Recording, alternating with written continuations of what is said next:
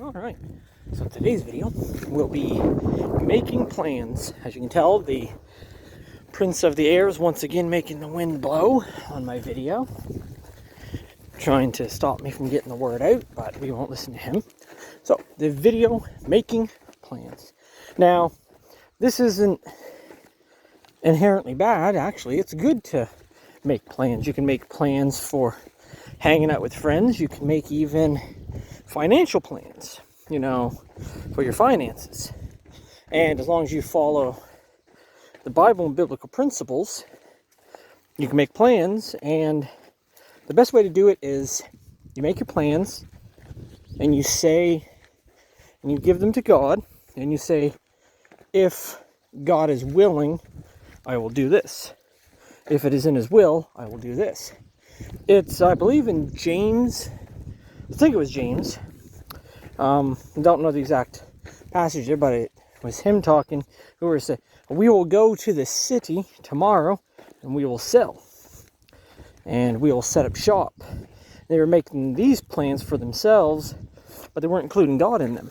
And so James said, if you read the passage, that's more about it. Basically, make your plans, but leave room for God. Okay, make sure that because whatever your plans are, God's are better. So say you make a plan. You plan financially. Okay, that's good.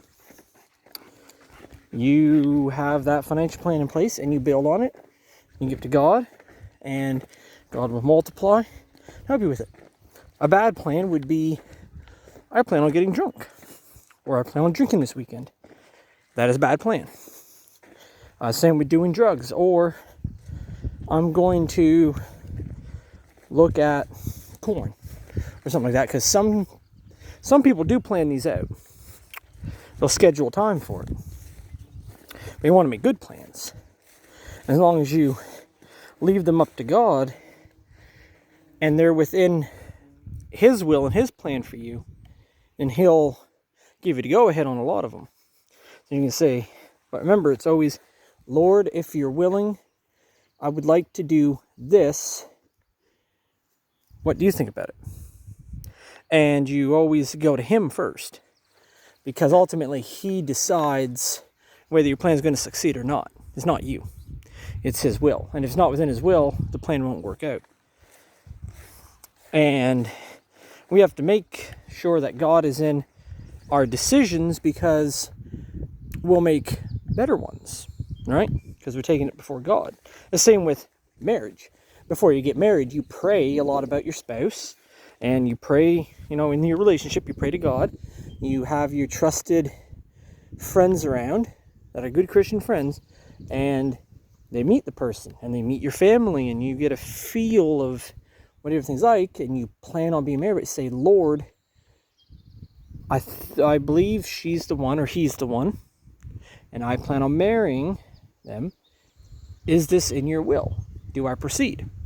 And you will often get an answer, be it through the Bible, or he'll give you an answer, or somebody close to you, a pastor or somebody, will give you an answer on whether you should go ahead and marry the person or not.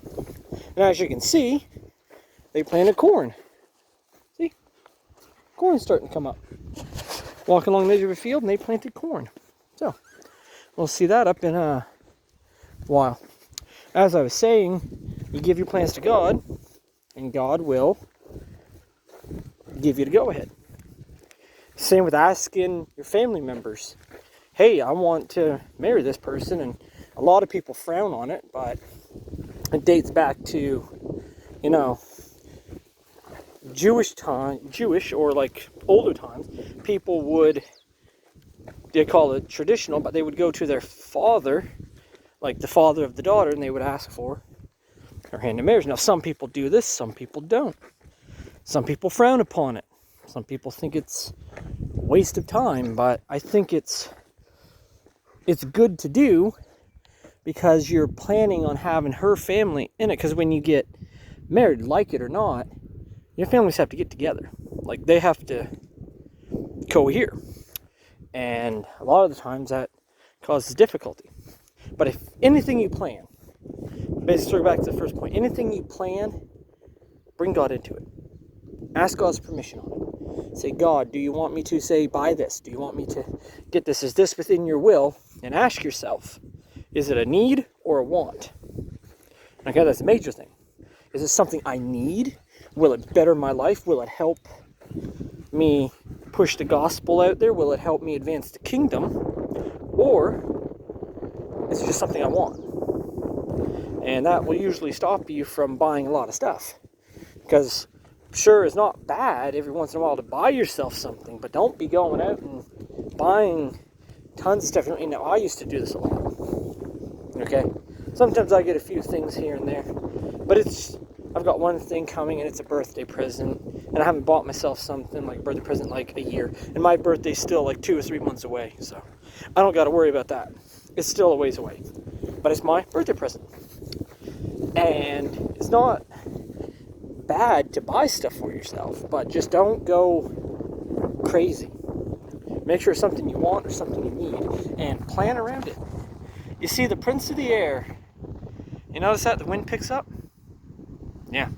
Every time I do a video, he makes the wind blow. He doesn't like me getting the gospel out. That's mainly why, because this wind wasn't blowing at all before.